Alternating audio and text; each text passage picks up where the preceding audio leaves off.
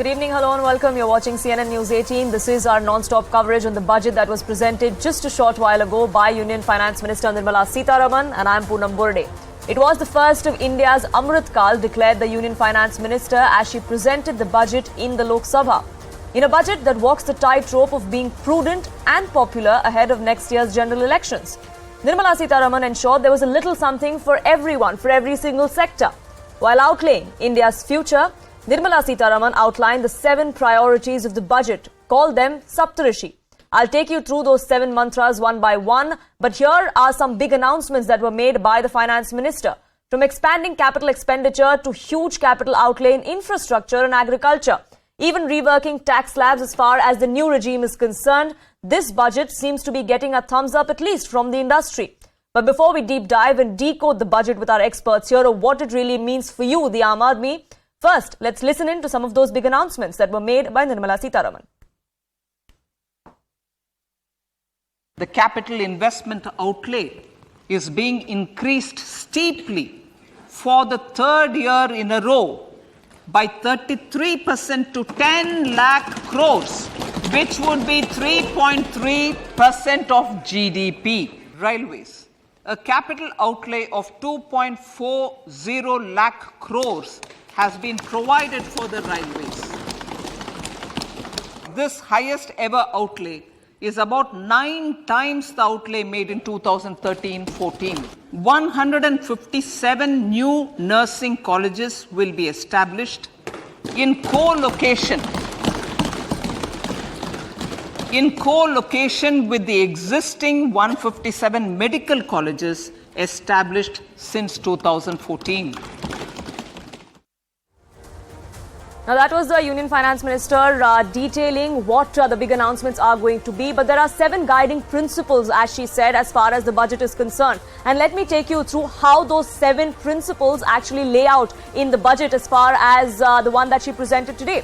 Now, the big one, the first one, was inclusive development. Now, remember, the government of this day has been talking of Sabka Saath, Sabka Vikas all along. That is something that they spoke of in this budget as well. There were announcements for several sectors, several sections of society as well, including senior citizens, women. Tribal development is something that was found in focus. There was something for SC, STs, OBCs and other underprivileged groups as well.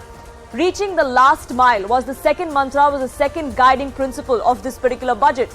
An aspirational block program is something that the government has been looking into. That is now going to be extended to ensure that the last mile delivery happens. Distribution of government schemes goes to the last man on ground. That is something that this budget will also look into. As far as infrastructure and the investment in infrastructure is concerned, that is also something that is key to job creation, is what the government has been speaking of. The capex outlay has been increased steeply. It's perhaps unprecedented. 33% hike, it is now at 10 lakh crore rupees. That's another big thing that came out of this particular budget. As far as unleashing the potential is concerned, that's another mantra that the finance minister resorted to when she was presenting this particular budget. She went on to say that there is going to be a national data governance policy for innovation and for research for startups especially. Financial sector is another one that was in focus as far as this budget goes. MSMEs is something that the finance minister often spoke of in her over an hour-long speech today, the budget presentation. She said 9,000 crore rupee infusion, a corpus of that would be done for the MSMEs, especially after the post-pandemic losses that have been faced by these small industries. Green growth, clean energy, that is something that this government and the Prime Minister has also been speaking of ever so often. That is also something that finds mention in this particular budget. There is a capital investment of about 35,000 crore rupees that has been allocated, that has been put aside towards energy transition, towards achieving the net zero goal of carbon emissions by 2070.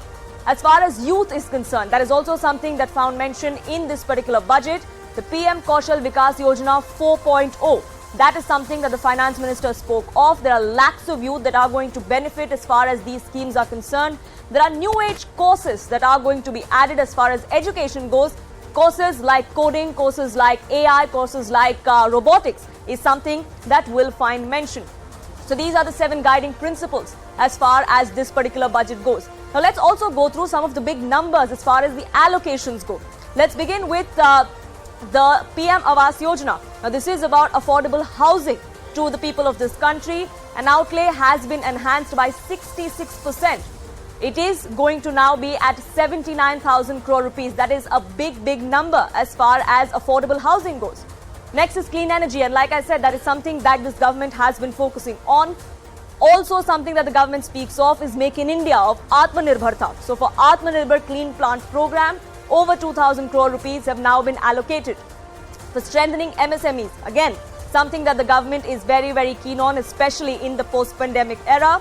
9,000 crore rupees for revamped credit guarantee scheme has now been set aside, especially for the MSME sector.